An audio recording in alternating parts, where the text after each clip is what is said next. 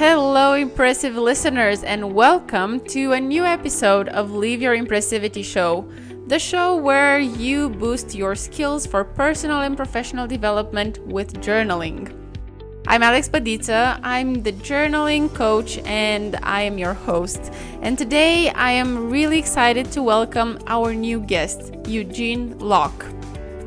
Eugene is a specialist in negotiation. He helps overwhelmed coaches and entrepreneurs to maximize their revenue, to make people heard, felt, and understood, to tap into their emotional empathy and negotiate high-quality solutions without breaking a sweat. Eugene has a very vast experience in different fields, in digital marketing, in business development, and he has developed a high-impact communication system based on the nervous system balance, emotional empathy, and cognitive empathy. So grab your journal, prepare to take some notes, and let's meet Eugene.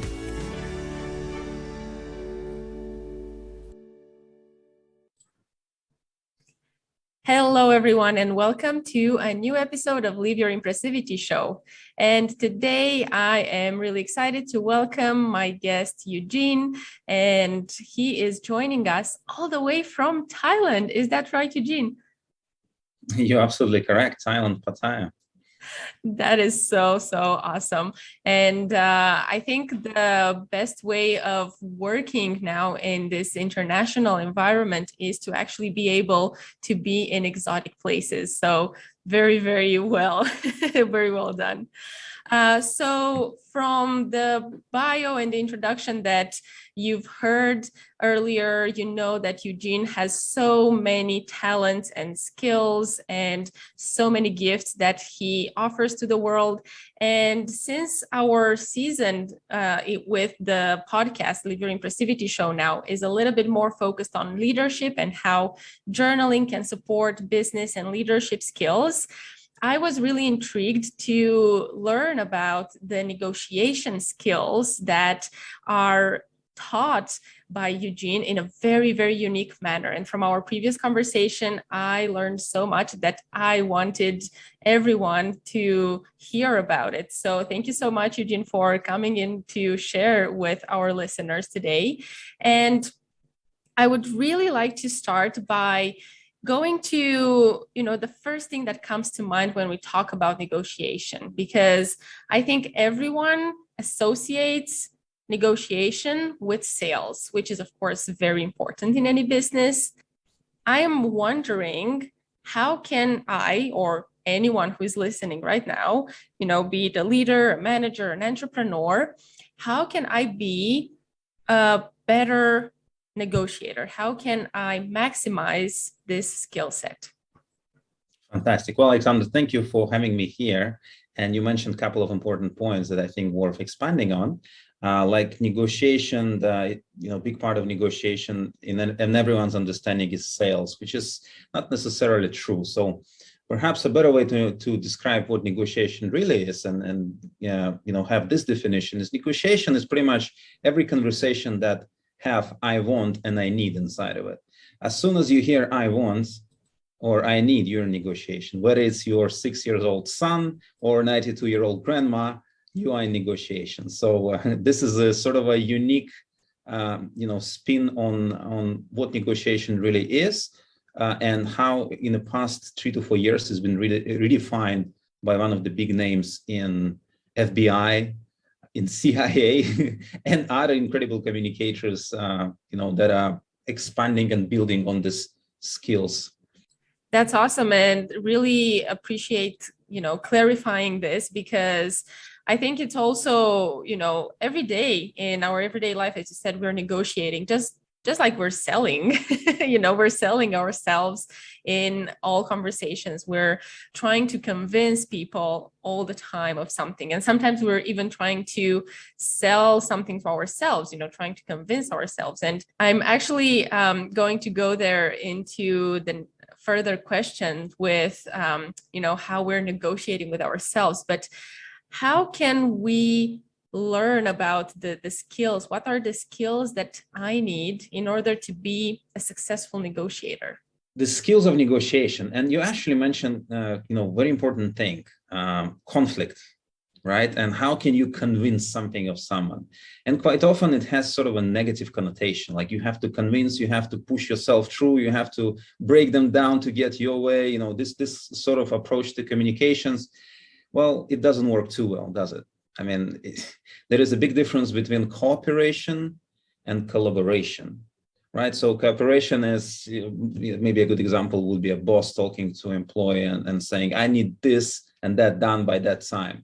And what you hear back is, okay, boss. And, the job gets done, but everyone is feeling this sort of a tension, sort of that someone is losing in the long term. When collaboration is when two people or more actively engaged in solving common goals or common problems and moving towards common goals. So conflict in this collaborative environments, they tend to happen. But if we actively engage in negotiation, then there is less of this friction, less of the fighting and conflict, and more of the exploration of the ideas. So to answer the question, how can you become a better negotiator? Well, you got to start by actively listening to your counterpart or the person that you're speaking with. In negotiation world, we refer to other person as a counterpart. And active listening is incredibly important. We miss out on so many clues that happens in the communications. And I'm a big fan of lead hostage negotiator, international lead hostage negotiator named Chris Voss, who wrote a fantastic book on communications called Never Split the Difference. And he mentioned that FBI, when they're negotiating with terrorists, for example, they have 6 people listening to one conversation. So it just shows us how much information we actually miss when talking to someone. So the active listening skills are paramount to success and successful negotiations. That's kind of a small background of what it actually is. Negotiation is really a form of conversation or communication, and get really skilled at it. You're gonna start to actively listen. Yeah, and it sounds like you need to practice a lot of it. And I think you mentioned a very good keyword, communication. And as you were speaking and as you gave that example with, the boss coming and saying, you have to do this, I was thinking about how can this be translated to leadership? Because it sounds that negotiation is something between equals. So it has to be between 2 people who are equally in that conversation and they're involved and they equally have opinions that deserve to be heard. So from a leader's perspective, how can he come into their department in front of their team saying, I need this project to be done, and kind of doing it in a way that he's negotiating, he's open to the other people's opinions, but he still has to be firm and he still has to, hold his position that this needs to be done. Again, this is a great distinction between boss and the leader. Boss tells, leaders listens, right? And it's important in a team dynamics to keep an eye on actually what is the emotional dynamic that's happening in the group, and pick up on all these little cues that you're seeing and how people respond to you as a leader to certain proposed ideas, or how they are reacting when they're exchanging these ideas. And it's absolutely essential that you sometimes as a leader try to put it on the table, whatever you're saying, in the most gentle way, because it's sort of an objection. It is sort of a concern that a lot of people just don't know how to express, or they are not comfortable. So it gets stuck under the rug. But, you tend to bump, on the things that you put under the rug, and the chances are that the implementation with the project going to struggle. There's going to be some bruised feelings eventually. So it's really important to be empathetic towards your team. And empathy is a big word here too. Actively listening and noticing what's happening with your colleagues is incredibly important. And as a leader, you do have to speak quite a bit, but also you're much more convincing when you're actually listening?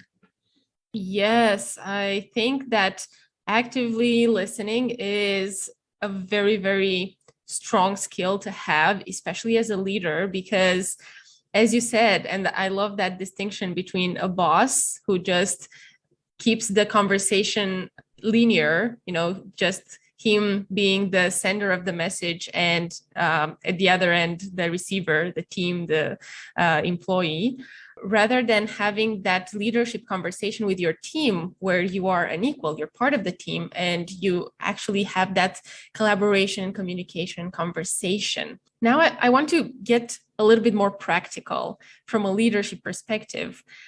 How to approach this kind of conversations, how to really be there to learn about listening and being empathetic and getting to know your team members in a way in which these conversations and this type of communication is nurtured. Yeah, fantastic. So on the practical side, the best thing you could begin to practice with your team is called cognitive empathy. Meaning that you assume other person's position, you put yourself on their shoes, and then you give verbal observations to whatever you're seeing out there. So it might sound something like, Alexander, it seems like you're thirsty, right? It looks like something's bothering you. It seems like there is something that I'm missing here. And the tone of voice is essential here. Tone of voice is probably 80% of success, and that's actually communicates your mindset, whether you're furious or curious. This is that's a good one. a big mindset shift that has to happen for every leader that wants to move things forward and achieve great heights. Is that you have to become tremendously curious, not only about goals, numbers, and figures, but actually your team.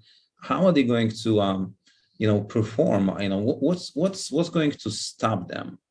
And to call out certain situational dynamic or even emotional dynamic, which is not very common in leadership world. Now people are a little bit more open up to this ideas of there are actually emotions involved. That is not a dramatic things. We are human beings, and on the high levels, it is sometimes kind of frowned upon.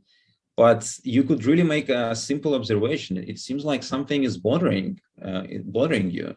It seems like you're under a lot of pressure, right? It looks like your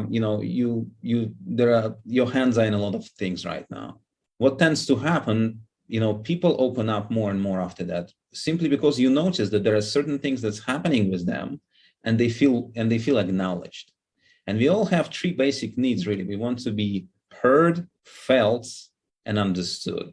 That's a really good point. I think this is something that leaders need to pay more and more attention to, especially as you said, now people are surrounded by so many triggers, and it's really becoming more and more important to learn about emotions. And I was thinking that, in journaling, we talk a lot about the benefits of writing down your emotions because it boosts emotional intelligence, and it really helps to understand what our emotions are and how we can manage our emotions. And I'm thinking that, as you were saying, being empathetic and really showing this empathy and listening and being able to observe and bring this up into conversation means a great deal of emotional intelligence and the high level of emotional intelligence. And I'm wondering how in a team, how can this emotional intelligence be more brought into focus? What tools could be used? It would really depend on the team dynamic, and sometimes other people are more proactive. Even if you're a leader, there are certain people that will tend to not so much challenge you, but be proactive in terms of implementation. Some people might be kind of a bad apples and bad seed and pulling people down. And the research says that toxicity within the group is really impacting performance. So, it's really important that this dynamic is called out and dealt with in order to, preserve the relationship and sanity of everyone involved. And you also mentioned there are a lot of triggers, emotional triggers, psychological triggers, especially these days when we're all going through the times of uncertainty and stress just piling out, like in mountains at your background, probably, Alexandra. It's people are generally in a state of fear these days. And fear is actually not the worst part of it. The worst part will be probably guilt and shame, subconscious guilt and shame that is underlying a lot of behaviors. And sometimes it's really difficult to deal this in a team environment, because now the environment is different, even though people are adapting very, very fast, but we don't have as much physical contact or eye-to-eye time as we did have before. It's all moving remotely, so communication styles changes too. And how do you address this? Well, you got to make sure that you are neutral in your approach. You cannot be too excited. You cannot be too judgmental or too critical. If you can stay in the neutral position and communicate with the neutral tone of voice, people will naturally calm down. They will naturally open up to you. And this will allow you to create collaborative, trusting environment at a much, much faster pace. In fact, you'll be surprised as soon as you'd be able to start taking control of your own emotions, whether it's a journaling, whether it's meditation or something else that helps you gain this composure, and you're able to maintain it throughout your business endeavors, you will notice how people around you become of similar quality. So I think, in regards to journaling or, practices like mindfulness, meditations, physical activity, or tapping EFT, which I personally specialize in, is extremely important for any leaders, more so than ever. I'm really glad that you mentioned EFT, because I know that you also bring this as a practice into your work. And I was really curious if, in hearing from you, how this helps leaders, how this helps with enhancing the skill set of negotiation or team communication. EFT or tapping, EFT stands for Emotional Freedom Techniques, also known as tapping. Why? Well, because we actually using tapping on the nervous system endpoints to stimulate and relax our nervous system. It's a scientifically validated process with more than 150 peer-reviewed studies that actually shows us that we are able to influence our nervous system. Now, just quickly, what is nervous system? So we have a context here. You know how they say there is mind, body, and spirit? Well, very simplistically, we could just interchange the word spirit with nervous system. So we have mind, body, and nervous system, the thing that connects this thing and heart, right? The emotional center. So what we're able to do while when we're using tapping, we're able to send the calming signal to amygdala, which is a part of our brain responsible for the stress responses, and we can literally calm it down. So it actually shrinks throughout time. If you use EFT or tapping long term, science shows it actually shrinks in size, so it's no longer triggering fight or flight responses. Now, fight or flight responses in business world, that's what we call conflict. That's what we call arguments, right? This is all variations of fight or flight response, which is stress, which is overwhelm, which is pressure, which is judgment, resentment, and all whole bouquet of negativity attached to this emotion. So EFT or tapping or journaling, for that matter, I think journaling is incredibly important to increase your levels of awareness, emotional awareness. Once you become emotionally aware, if you can incorporate tapping into your routine, you will see just some phenomenal results. At least 100,000 of people around the globe that's using is reporting it. So please, I encourage everyone who listening to have a little bit deeper dive into what it does and what it offers. It's simple. It takes little time, and as a leader, it's indispensable tool in your arsenal. Oh, yes, for sure. And I think that keeping this in mind, that there is this great toolbox that we all have, journaling and meditation and EFT. And literally, it's all about giving yourself permission to try all these things out to see what works for you, because they all have such great benefits. And there are so many people who are using them, whether individually, like choosing one tool that helps them or combining them.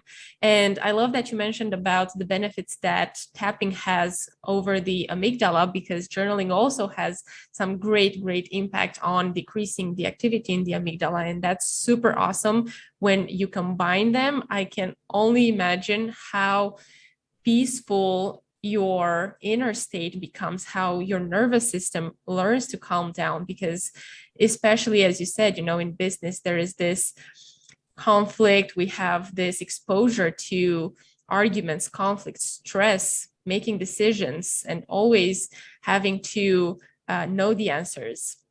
I was thinking now, especially with the online world, and now being, having the conversations in the online space, having all of these tools, we put them into practice. We take care of ourselves. We learn to calm down our nervous system, and then we show up in a conversation.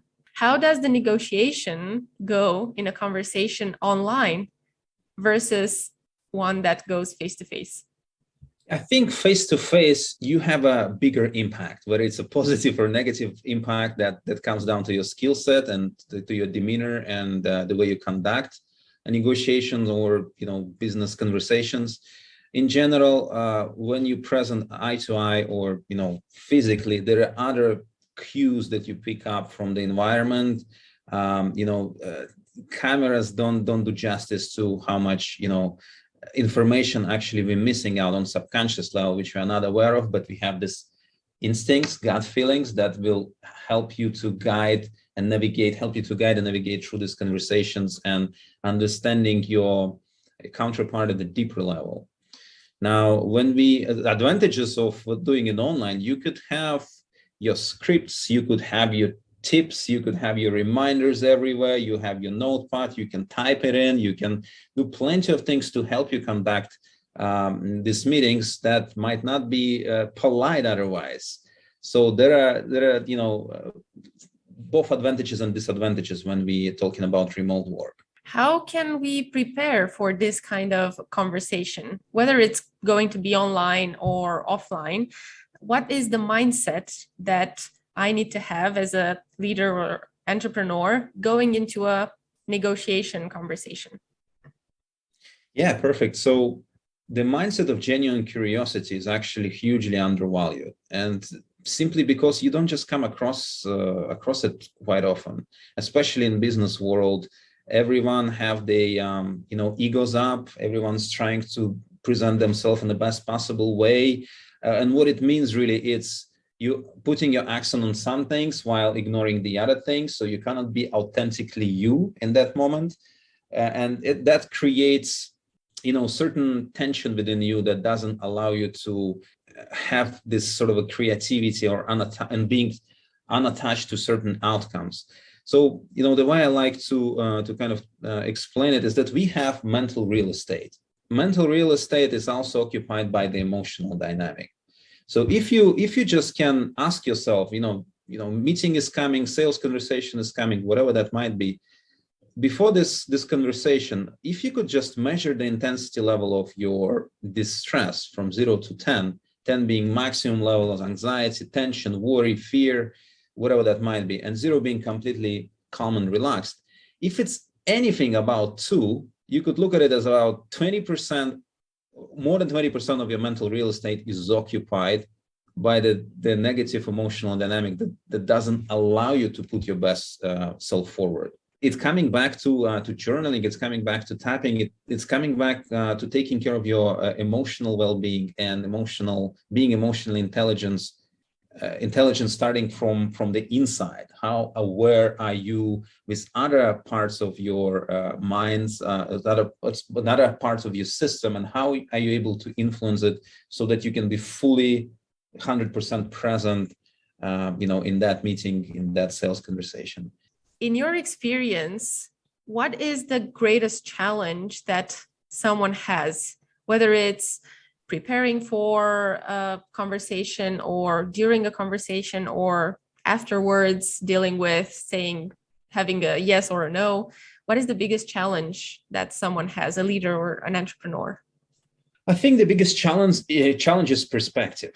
if you're able to enhance your perspective, if you're able to explore new ideas, even before you enter a negotiation room, if you're preparing for your negotiations, or if you hire someone to help you prepare for your negotiations, and you're able to consider other points of view from different angles, and then put yourself in their shoes, and if you can kind of a journal from their shoes, what do they actually feel like talking to you? What would they feel like going through this conversation with you? How would this deal impact they on a personal level? What you can do then to prepare for negotiation is this: you write down the possible emotions, or especially negative emotional dynamic that they might be or could be feeling towards you. So what you do then, you write it down in a specific format. And what you can do later on is what we call as preemptive labeling or accusation audit. Gently, before making your point or before starting a conversation, if you feel like there could be something negative that they might be holding back, all you have to do is bring it out to the conscious level. So it may sound like, and this is how you write it down in the journal way. Maybe we can combine our skills here together and figure out something new and exciting for the audience. But what you could do is write down. It seems like you holding yourself back on this project.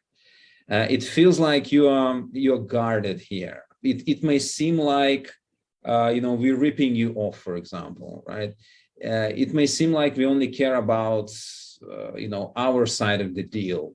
It would depend heavily on the context. What you do then, you put this situational dynamic and emotional dynamic on the table, on the conscious level, and you let it be there. And another analogy to another way to look at it is that imagine you sitting at the negotiation table or at the table, and whatever idea is discussed is being put on the table. And your job is actually to look at this idea from different angle and become curious. What is it all about? Like, is it true? Do you see like this dark spot, for example, here? I don't see this idea, this item from your side. Only you see it, right? What do you see from your side? How does it look like?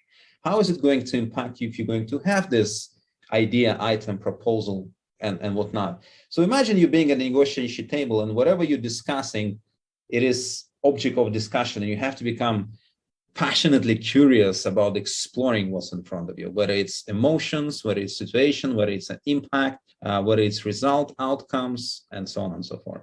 Oh, there's so much to unpack here. Now I'm getting excited because you mentioned journaling, and and all I can think about is we need a negotiation journal.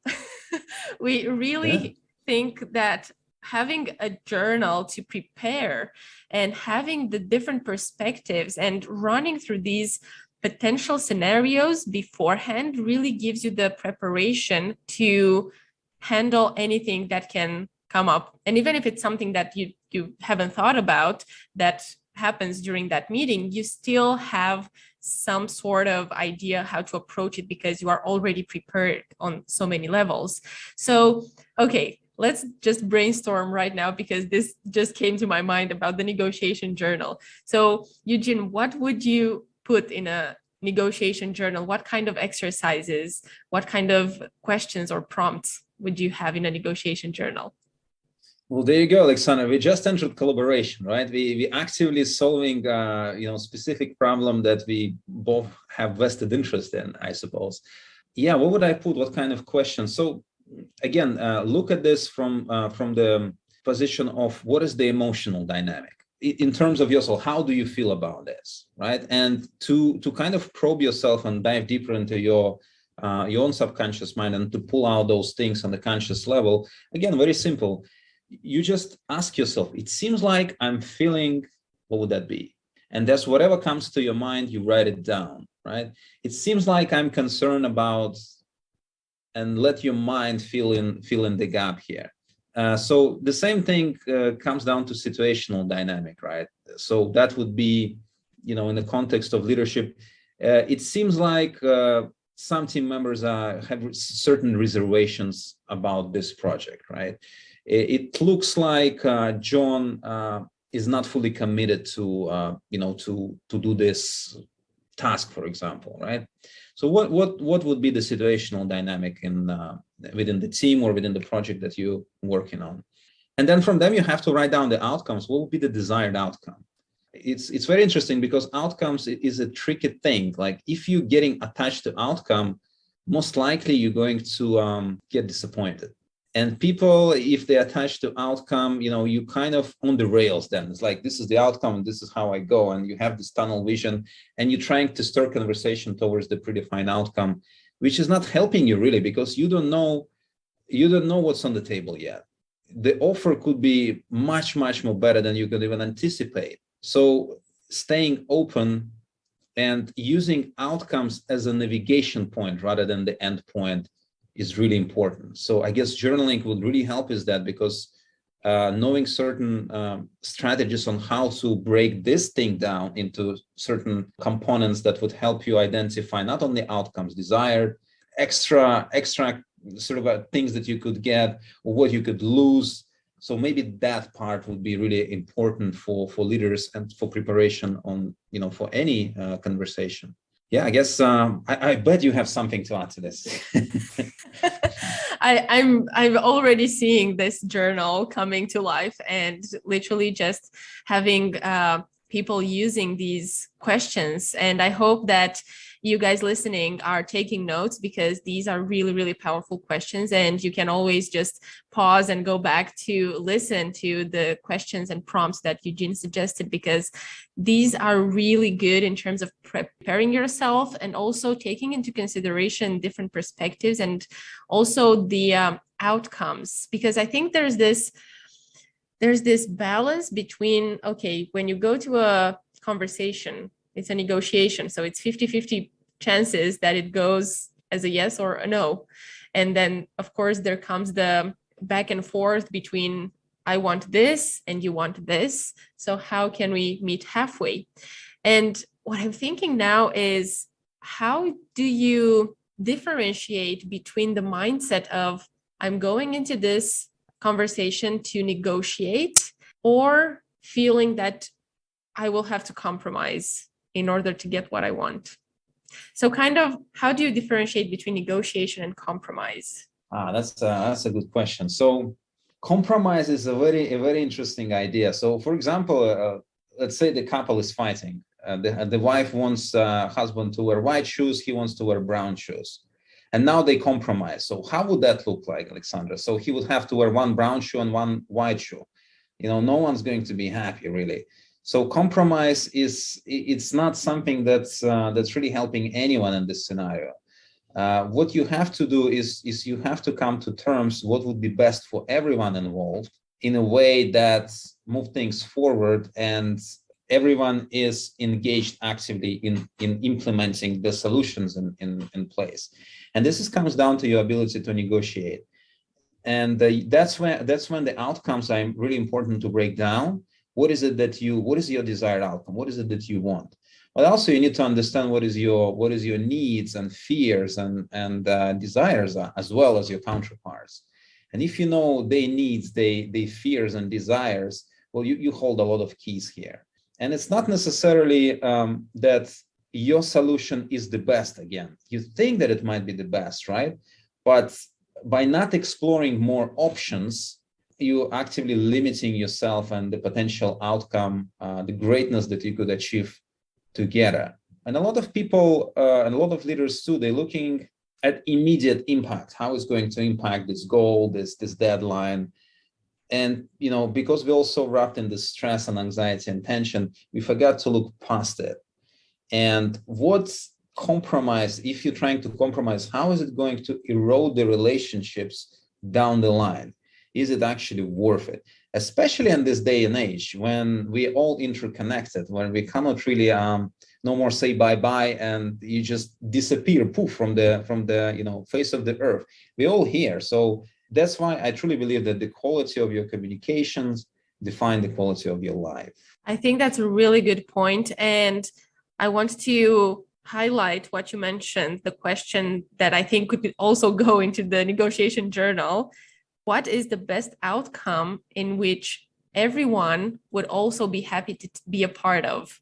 And especially as a leader, I think this is important for a leader to keep in mind when they're negotiating the terms of a project and hearing everyone's opinions so that everyone is happy when they start working on that project. And the amount of work that they're putting in, I'm thinking now, in terms of what everyone is bringing to the table and kind of listening and having that perspective, as you were saying earlier, having different perspectives and learning that there is so much more to get than maybe I could see from my singular perspective. This is a really good point to add in the journal. Eugene, do you have a practice of journaling that prepares you for your mindset of negotiation communication? Yeah, I love practice of gratitude.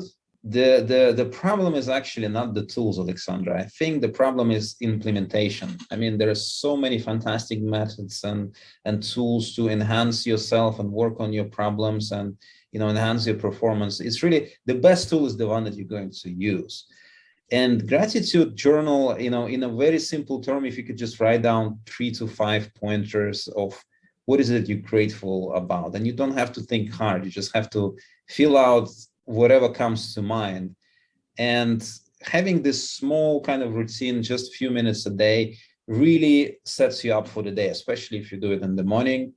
First hour in the morning is extremely important. That's when we getting from the lower brain frequencies from the delta into alpha and then into beta brain waves, which are associated with busy everyday tasks and actually stress too. But the first hour of the day is extremely important. This is when you need to take better care of yourself, and gratitude journal offers a lot of benefits in regards to mental well-being, emotional well-being, and just setting yourself up for a great day. This just came to my mind that gratitude can actually also be a really good preparation for any type of conversation. Just being grateful that you're entering that conversation and coming in with that positive mindset of gratitude. How do you think gratitude can improve the skills of a negotiator? Well, perfect. So there are a few components to genuine curiosity, and it starts with gratitude. Any conversation, if you could just say thank you for being here, because the other person actually found the time. No matter how much you think of yourself as a leader, they still here in front of you. They're sharing their time together, whether they could be with their family or with someone else, but they're here with you. So if you could just become gracious and grateful for whatever is in front of you, and can just compliment other person on certain things or certain qualities that happened before or you're seeing right now, that really sets the pace and sets the tone for the conversation. The second ingredient is compassion. We all going through our own battles, right? We all have problems and troubles, and sometimes we cannot perform to the best of our ability, not because we don't want to, but because we, mentally or physically or emotionally cannot. There are other things that's happening in the life. So compassion is extremely important. And only then you can begin to cultivate curiosity. Once the foundation has been laid, gratitude, compassion, that's when curiosity starts to become a part of it, and it builds openness, trust, and clarity. So these elements are extremely important for genuine curiosity mindset that will actually propel your chances of success in any conversation. I really do hope that everyone is taking notes, because I'm going to go back and listen to this conversation and take notes as well. This is so, so good. And on this note, I want to thank you, Eugene, for being here and for taking time for sharing with us all of these great insights and all of these points on how we can become better and more successful in a negotiation. And before we go, I have a set of 3 rapid questions that I ask to all my guests. And I want to just acknowledge you for all the work that you're doing, because it's super important. And I think bringing this unique perspective of empathy and communication and emotional awareness into the conversations and into the negotiation and sales and coping with stressful situations in business is so, so important. So thank you so much, Eugene. Thank you, Alexander, for fascinating conversation and for having me. It was a pleasure. So, since we were talking about gratitude, what are you grateful for? I'm grateful to be sharing my time with you and whoever is watching here, hoping to provide something of value. Oh, thank you. What do you do to impress yourself? To impress myself, well, you got to start to journal, Alexander. Really, what will be the best impression? Is it a miracle? Is it certain magic that might be happening all around you? And if you can tune yourself to the small little things, because it's all around you, you just never learn to tune into this. So what impresses me is little things, really little things. Great stuff. And what is your definition to live your impressivity? Definition of living impressivity. Okay, so I think if we can find the other person in a better state that you found them, you've done a tremendous job already. So if you could just aim for that, you're golden. Awesome. Thank you so much, Eugene, for your time. Thank you, Alexander. Thank you for listening to another episode of Live Your Impressivity Show. We are grateful for your presence, your time, and your energy. And if you found this information valuable, then please share it with a friend or with your network and subscribe to the podcast. We are looking forward to welcoming you to another episode and to discover what is the biggest takeaway from this episode. Share with us on Instagram or comment on the YouTube channel. We would love to hear from you. Until next time, stay impressive, keep journaling, and make the best out of every day.